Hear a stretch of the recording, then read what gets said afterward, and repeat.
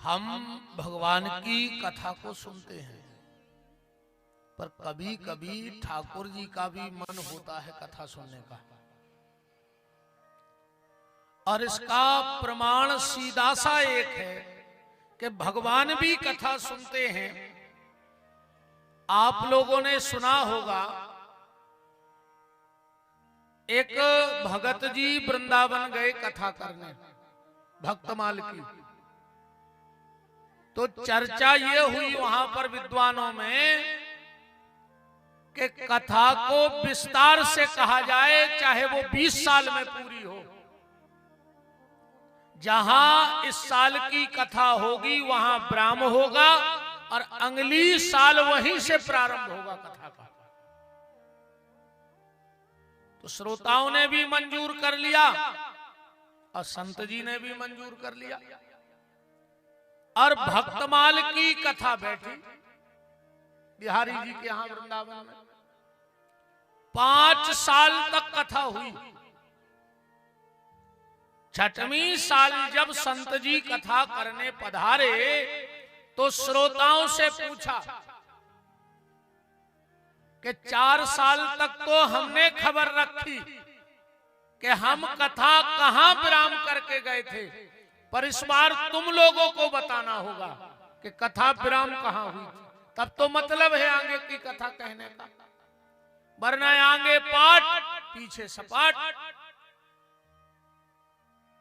अब कौन खबर रखे कि कहां तक कथा भई थी। आदमी को तो 3 घंटा बाद खबर नहीं रहती कि कहां सुनी।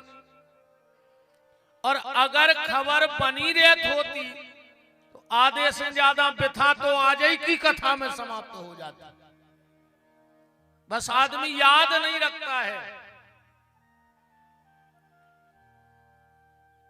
अब सबने कहा महाराज हमें तो पता नहीं है, हमें तो पता नहीं है।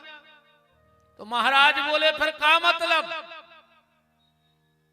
हम सब काम छोड़ के तुम्हारा कथा सुनावे आ रहे और विस्तार से कथा कह रहे, अब हमें कथा नहीं करनी। महाराज ने पोथी बांधी और जैसे ही मंच से उतरने लगे तो एक छोटा सा बालक आया। बोले महाराज इन लोगों को भले याद नहीं है, पर मुझे याद है कि आप पिछली बार कथा कहां बंद करके गए थे। महाराज ने कहा तुम तो पिछली साल थे नहीं,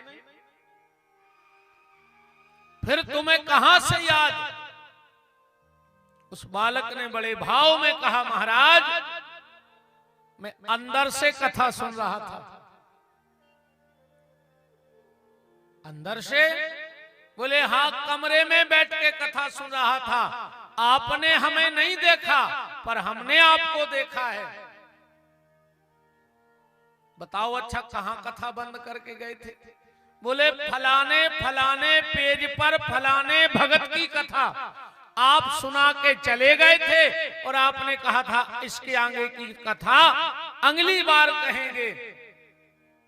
वो बालक और कोई नहीं था, वो साक्षात हमारे बिहारी जी ही थे, क्योंकि बिहारी जी कथा सुनते हैं भक्तों की। अब बिहारी जी ही जगन्नाथ जी हैं। तो इस बार के श्रोता जगन्नाथ जी हैं। वो भगवान भरत के चरित्र को सुनना चाहते हैं।